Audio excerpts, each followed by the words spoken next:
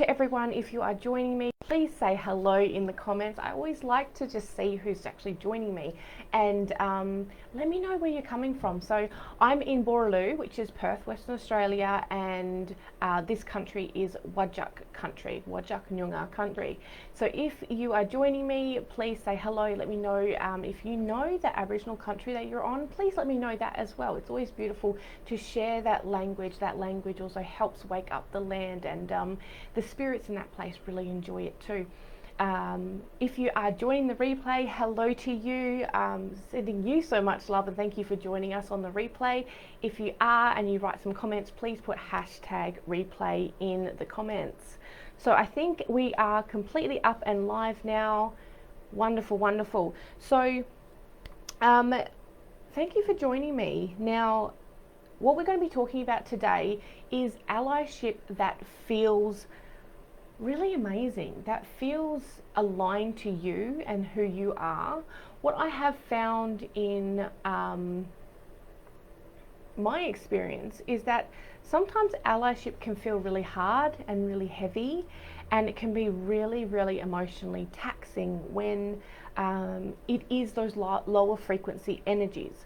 So the way I do my business and how I work with my clients is something that I probably have not ever seen anywhere else. So it is a way of doing it that feels good, that feels nice, which is high vibrational, and I guarantee you will make beautiful ripples of inclusion and beautiful ripples of whatever type of allyship you are taking part in. Before I go any further though, I would like to give an acknowledgement of country. So I, Louise O'Reilly of the Warrawa and Noongar people, would like to acknowledge the Whadjuk people of the Noongar Nation as the traditional and ongoing custodians on the land on which I am on. It is a beautiful place that you know, I have my business on, I have my family, we have beautiful memories, and we create you know, beautiful legacies in this place, and it's because of that custodianship and that care of this place that it is possible for me to do this here. I'd also like to extend an acknowledgement out to the custodians of the lands on which you are on as well, and I pay respects to all those elders in all those lands, and that includes elders over the seas as well, in whatever title they refer to themselves in those places. If you'd like to learn a little bit more about acknowledgement of country, I do have a free educational video series, both on my YouTube channel and also on my Facebook page. And if you'd like to go even further, and if you're a business and you want to write a meaningful and impactful acknowledgement of country that's directly from your heart, that's linked with you, and you want to express your gratitude and appreciation and respect to the First Nations people of Australia, you can certainly buy a masterclass that I have done as well. I'll put all these in the comments after I finish doing this live. But anyway, back to the topic, allyship that feels amazing and aligned. So what I have found in my experience, so before I started my business, I was involved in lots of different types of activism and protesting and things like that. And what I found in myself was it just didn't feel right. It felt uncomfortable. The way things were done didn't align with me. The things they said didn't align with me. And even if it was to do with things that directly impacted me as an Aboriginal woman. So I found this really, really interesting, and I thought, you know, there has to be some kind of way of being an ally in these movements, in these causes, which actually feels like it's more me. Because they were so filled with sadness and grief and loss and mainly injustice and anger and hatred and all those types of energies, which are energies that I don't normally live in. It just felt so out of alignment with my soul that I could not do them anymore. I couldn't be a part of them. So I started to think, and I love Abraham Hicks' work and Esther Hicks' work in the law of attraction, and it is certainly something that I know to be true. And this is the vibration of the world is certainly something in our Aboriginal culture, we also understand this and how it works as well. So what I did was go, okay, so if this is the thing that we don't want, if this particular thing, so we don't want, we want our youth not to be put in juvenile justice system at extreme levels. We don't want our people to be killed in our jails and no one be held accountable. We want the ability to perform our culture and live our culture, all these different things. So if we look at what is the bad part of it, the part that we don't like, the part that we don't want, as Esther Hicks says, there's always two sides to the same stick. So instead of focusing on that not wanting part and attracting that not wanting part to us, let's look at the other end of the stick. Let's look at, okay, so what do we actually want then? And focusing on that rather than what we don't want, focus on what we do want. And the beautiful thing is, if we focus on what we do want, we can use and harness the law of attraction to make that thing happen in our world. When we focus on the things that we do want, we attract it to us. Like energy attracts like energy. So if we are going, okay, well, let's talk about, actually, we want more unity, or we want more community, or we want more acceptance or love. This is what we actually want, or we want justice. When we actually focus on that thing, that's the thing we're going to be attracting to us. So this is a really beautiful way of getting involved in activism, getting involved in allyship, and part of movements to actually move the needle. We don't want to be moving the needle in the opposite way and just talking about all the yuckiness. And the beautiful thing about this too is when you get onto this of focusing on what we want to be creating for the future, what we want to have, and looking at how beautiful that future could be, this is when you create amazing movements. Amazing movements where people just want to be part of it. They love the feeling of it. They love the thought of it. They love the vision that is created from it. And so this is the basis of where I do my business stuff. This is how I teach entrepreneurs to be part of those social movements that are important to them, to become socially conscious businesses. Because businesses that are just, this is what I do and this is what I sell, just literally are not good enough for us anymore. We are becoming more and more conscious buyers, and we want to know the businesses that we support also support the visions of the creation of the future that we want as well. That they support things like, not going against human rights and giving great opportunities to different groups of people. 1111 has just popped up on my phone, so this is the right thing to be talking about, and it's most probably the right thing for you to be thinking about too.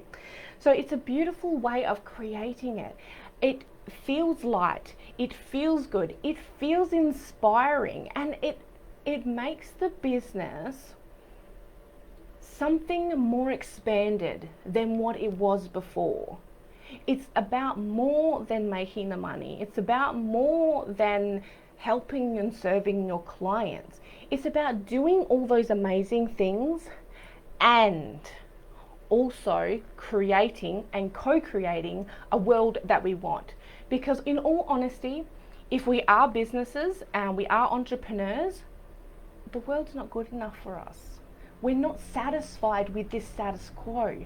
And so we are doing what we can to change the world.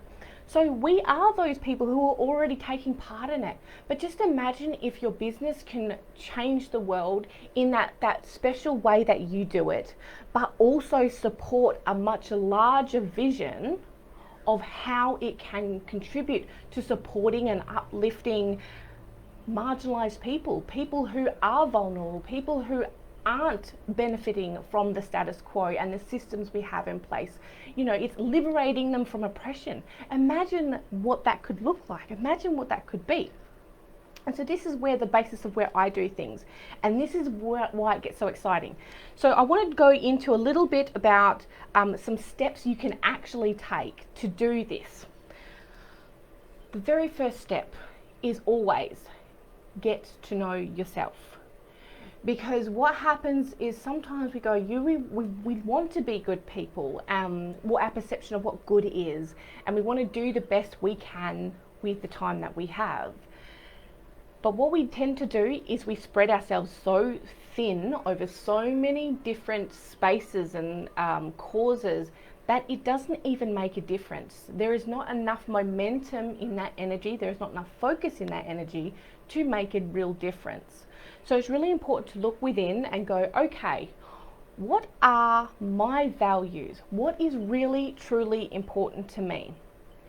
What are the causes that are important to me? What are those things that no matter what, I'm always going to talk about, are always going to be important to me, regardless of whatever's going on in the world? What are those things? What are those movements that are so deeply linked with me? Think about those things.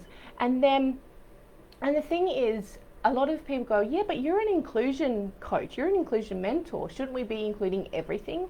No, that is not what it's about. The inclusion is inclusion of yourself and knowing what your part in the whole inclusion conversation is. We are here to care for everything, right? But that doesn't mean each individual has to care for everything. We are here for a specific purpose, to care for our part. And the thing with it is to understand it's not an island. So if you are going in and you are really passionate about one thing, it might be feminism, it might be racism, it might be genderism, whatever it is, you might be really passionate about one. That doesn't mean the others don't matter to you. That doesn't mean that they are less than. The thing is, all social issues, all social injustice is based in the denial of human rights. And so when you are focused on one thing and the standard for that particular movement raises, it also raises everything else, because it's all social movement. It's all how we behave socially with each other, how a person behaves and treats another person. So when one is getting better, the standards are getting better in one, that sets the new standard for other spaces as well. And what also happens is when you really link into those things that are really deeply important to you, this is when that magic happens. This is when you get into that flow state. This is when it's just so, you're so inspired and magic happens. I'm in that state right now because this is what I'm passionate about. And I don't need a script or anything. This is what comes to me because this is what I'm here to do. And this is what you can get onto as well through your businesses. Now, I always say, don't just jump in to your businesses. If this is inspiring you and you're going, yes, I want to do this. I always tell my clients, don't go and just go blah to your people and just completely drop truth bombs or whatever you want to do. Don't do it, because you do want to be building that trust with your customers and your clients. And if you've been behaving in a certain way for a long period of time and then you change it, this is not good for your business. So what you can start to do is just drip feed little bits and pieces and start talking about things that are important to you and why they're important to you. We're not going to change the world with one conversation. It has taken a long time to get to this point. So it is about a conversation, which means it is constantly going back and forward in a respectful, open way, inviting people in and not being closed off to what others think or say. I think I have a fly around here. So that's number one. Number two, go out and seek those people who are experiencing that kind of oppression or not benefiting or really being disadvantaged by that thing that's important to you. So if sexism is something that is very important to you, find the people who are victimized by those particular things. If racism is important to you, then look at those people who are suffering from, racial discrimination. Listen to them, and listen to them really deeply. I mean, what we have in my Nyunga culture is a term called Dani. And Dani is a process of really deep listening. It's about your tongue listening, and it means to take in the whole essence of them. Take in everything they're saying and sit with it, and know that you don't have to fill the silence. You can just come into it, take in what they're saying, contemplate what has been said. You don't have to come up with answers. You don't have to come up with solutions. Your purpose there is to witness and to listen, to contemplate. And then what you can do is listen to what they're actually asking you to do. If they're asking you to actually take some form of action, sit with it and go, does this align with me? Do I have influence and power in this particular area? And if it aligns with you, take the action, absolutely take the action. But what you can then do is when you're listening to these stories, and a lot of the time they are quite heartbreaking stories, they can be hard to listen to. They're filled with lots of grief and loss and disempowerment and powerlessness and hopelessness and helplessness and all those things. Then with the skill that you now have, of going, this is the situation and this is what they're experiencing, let's take it down to the other side of that stick again. So what would it look like is the complete opposite of that. And this is where you can create your vision. So this is the vision of what you want to be creating, not what they're currently experiencing, what's the opposite of that. That's what you focus on. And like I said, this is what creates your vision.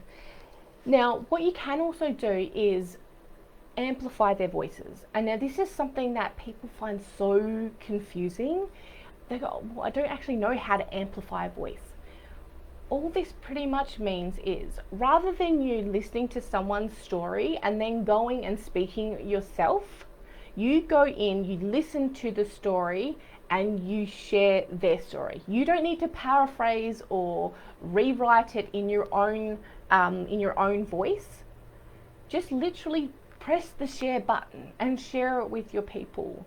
Tell people, oh, there was this wonderful, inspiring speech, or there was this really heartbreaking story I think is important for everyone to hear. Here it is. This is amplification of their voice, not your version of what they said. The next thing you can do is assess how you can actually contribute, to that not good end of the stick. Is there anything that you do that participates in some form of system that is supportive of that type of oppression or that horrible experience that they're experiencing? And then when you assess that, then you can make the choice, okay, I'm no longer going to participate in that way. I'm no longer going to do that thing. So I'm going to choose to change my behavior and how I do it in a way that aligns with that vision of what you want to be creating, the vision of the world that you want to be creating. And this is social movement. The choice and the decision for someone to change their behavior socially and actually doing it is social movement. That is social impact. And that means the world has been changed. What you can also do after that, and this is the final step, is assess your privilege. And I talked a little bit earlier about knowing where you have influence. Privilege is one of those things that will help you determine where you can have the most impact, where you have the most power. And I know it's not fair to think that you have more power in some places than others, but because of privilege and because of the systems that we have in place, you do. So when you really know your privilege really deeply, you know there are certain places that you have more influence and that your voice is bigger in certain areas. Look at that and go, is there any spaces where I have quite a big influence, where I can speak about these things and I can have this conversation, which will inspire others to think about that conversation or to change their behavior, or to make decisions that are aligned better with this beautiful vision that we want to be having and changing the world in the way we want, and really looking at that.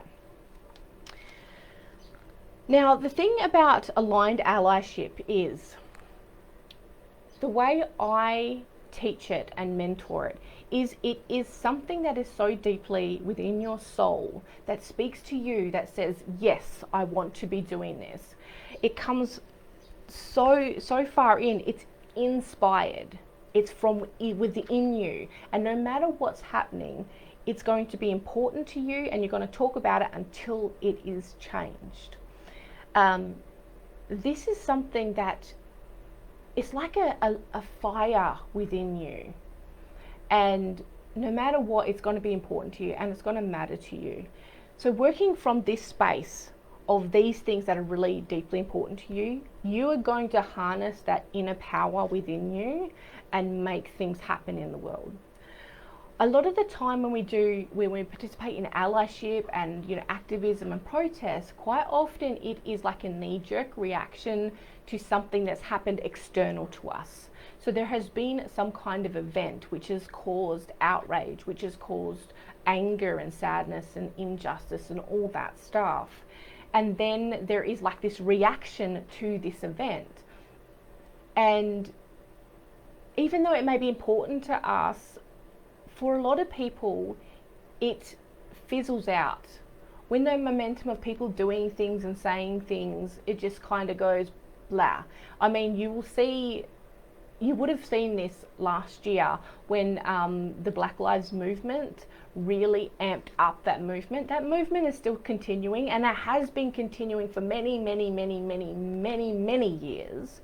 Yet it really amped up, and people were talking about it and doing things about it, and then it kind of fizzled, and there's no way that much conversation happening around it at the moment.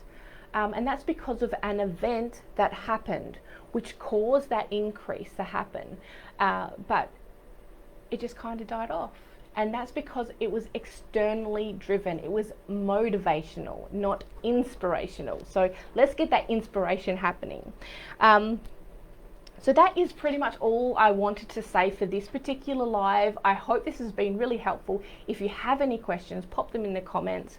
And I will be talking a little bit more about this and my own personal experience and journey of getting to this point of doing this type of work in a co-authored book I am part of. I'm really super excited. It will be published at the end of the year, maybe the start of next year, who knows. We'll see how the process goes. If you want to jump on the wait list to be notified when that is actually published and available, please let me know in the comments, and all I will need from you is an email address, so when it's done I can send that information through to you. If you have any questions, pop them in the comments. Thank you so much to every single one of you for joining me. I have loved every second of this, and I hope that you can really see how big, complex movements that counter racism, counter sexism, genderism, classism, ableism, whatever it is, there is a light way to do it. There is a way that feels good. There is a way that is inspiring, that is fun, which is creative and can make people use their imaginations beyond what we've experienced. We can become those co-creators of our future, and it just needs, a little bit of you in it. So I'm sending you so much love. Goodbye, Facebook. Goodbye, Instagram.